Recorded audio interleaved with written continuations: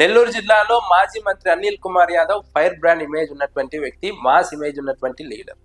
గత ఎన్నికల్లో నర్సరావుపేట ఎంపీగా పోటీ చేశారు. ఆ తర్వాత ఆయన నెల్లూరు సిటీ పైన ఫోకస్ చేశారు. నెల్లూరు రాజకీయాలపై ఫోకస్ చేసి నిత్యం ప్రజల్లో ఉండే ప్రయత్నం చేస్తున్నారు. కార్యకర్తలకు అండగా నిలబడుతున్నారు.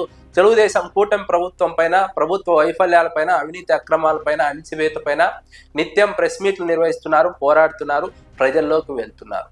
అనిల్ యాదవ్ కు నెల్లూరు సిటీలో గట్టి పట్టు ఉందని విశ్లేషకులు అంచనా వేస్తున్నారు. అందుకు ఉదాహరణ, ఇటీవల కాలంలో తెలుగుదేశం పార్టీ మంత్రి నారాయణ మేయర్ పీఠాన్ని కైవసం చేసుకోవాలని వైఎస్ఆర్సీపీ స్థానంలో తెలుగుదేశం పార్టీ అభ్యర్థిని కూర్చోబెట్టాలనే నిర్ణయంతో వైసీపీ కార్పొరేటర్ల పైన ఒత్తిడి తీసుకొచ్చి కేసులు నమోదు చేస్తామని బెదిరించి డబ్బు ఆశ చూపి తెలుగుదేశం పార్టీలోకి కొంతమందిని చేర్చుకుంటే, అనిల్ యాదవ్ రంగంలోకి దిగిన తర్వాత ఆ కార్పొరేటర్లంతా తిరిగి వైసీపీలోకి వచ్చారంటే ఇక్కడ అనిల్ యాదవ్ కు ప్రతిపక్షంలో ఉన్నప్పటికీ ఎంత గట్టి పట్టు ఉందో అర్థం చేసుకోవచ్చు. ఈ అంశం అనిల్ యాదవ్ కు నెల్లూరు సిటీలో ఉన్నటువంటి పట్టుకు ఉదాహరణగా నిలుస్తుంది. అదే సమయంలో ముఖ్యంగా అనిల్ యాదవ్ మంత్రిగా, ఎమ్మెల్యేగా ఉన్న సమయంలోనే నెల్లూరు సిటీ అభివృద్ధి జరిగిందని విశ్లేషకులు అంచనా వేస్తున్నారు. రోడ్ల విస్తరణ కావచ్చు, బార్కాస్ ఏరియా అభివృద్ధి కావచ్చు, అదేవిధంగా పెన్నా నది ప్రొటెక్షన్ వాల్ నిర్మాణం కావచ్చు, మంచినీటి సరఫరాలు విషయంలో అనిల్ యాదవ్ తీసుకున్నటువంటి చర్యలు కావచ్చు, ఇలా అనేక విషయాల్లో అనిల్ యాదవ్ చేసినటువంటి అభివృద్ధి ఇప్పటికీ కనిపిస్తుండడం ఇక్కడ గమనార్హం.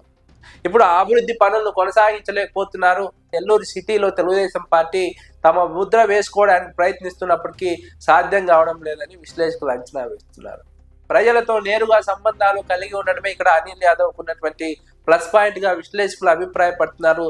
తెలుగుదేశం పార్టీ ఎమ్మెల్యేగా ఉన్నటువంటి మంత్రి నారాయణ ఇక్కడ చుట్టం చూపుగా వ్యవహరిస్తూ ఉండడం, ప్రతిపక్షంలో ఉన్న సమయంలో దరిదాపుల్లోకి రాకపోవడం, అధికారంలో ఉన్న సమయంలో మాత్రమే నియోజకవర్గంలో పర్యటించడం ప్రధానంగా అనిల్ యాదవ్ కు పాజిటివ్ గా మారింది. ప్రజలతో నేరుగా సంబంధాలు ఉండడం కారణంగానే అనిల్ యాదవ్ గట్టి పట్టును నిలబెట్టుకున్నట్టుగా విశ్లేషకులు అంచనా వేస్తున్నారు.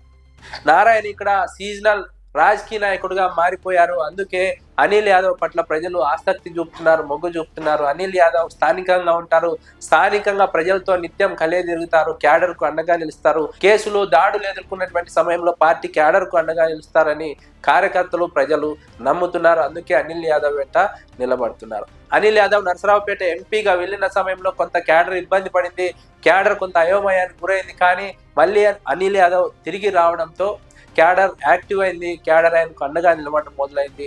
క్యాడర్ కూడా అనిల్ యాదవ్ అంతే స్థాయిలో అండగా నిలబడుతూ వారిపై కేసులు నమోదు చేసినా, దాడులు చేసినా అండగా నిలబడుతున్నారు. ముఖ్యంగా మేయర్ ఎన్నిక సందర్భంగా తెలుగుదేశం పార్టీ కార్పొరేటర్ల పైన కేసులు నమోదు చేసే ప్రయత్నం చేసింది. వైఎస్ఆర్సీపీ నాయకులపైన రౌడీ షీట్లు ఓపెన్ చేసే ప్రయత్నం చేసింది. అన్ని రకాలుగా వారిని వేధించే ప్రయత్నం చేసినప్పటికీ కూడా కార్యకర్తలకు అండగా నిలబడ్డారు. అనిల్ కుమార్ యాదవ్ తెలుగుదేశం పార్టీ వైఖరిని ఖండిస్తూనే, ఎదుర్కొంటూనే తనను పట్టును నిలుపుకునే ప్రయత్నం చేస్తూ వస్తున్నారు నెల్లూరు సిటీ నియోజకవర్గంలో.